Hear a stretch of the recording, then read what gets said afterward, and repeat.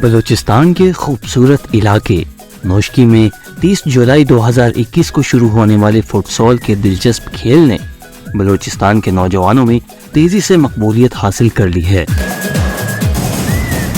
27 April 2022 میں افتتاح کے بعد سے نوشکی فٹسال اسٹیڈیم نہ صرف فٹسال بلکہ دیگر مختلف کھیلوں کے شائقین کے لیے ایک مرکز بن گیا ہے۔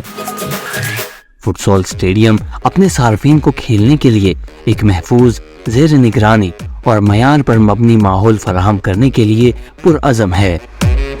نوشکی فٹ بال اسٹیڈیم، جسے بلوچستان حکومت کی جانب سے 25 ملین کی مالی لاگت فراہم کی گئی ہے، لیگز اور ٹورنامنٹس کا ایک نمایاں منتظم ہے جو سپورٹس مین شپ اور صحت مند مقابلے کے کلچر کو فروغ دینے پر یقین رکھتا ہے۔ یہ پلیٹ فارم باصلاحیت کھلاڑیوں کو اپنی صلاحیتیں دکھانے کا ایک منفرد موقع فراہم کرتا ہے۔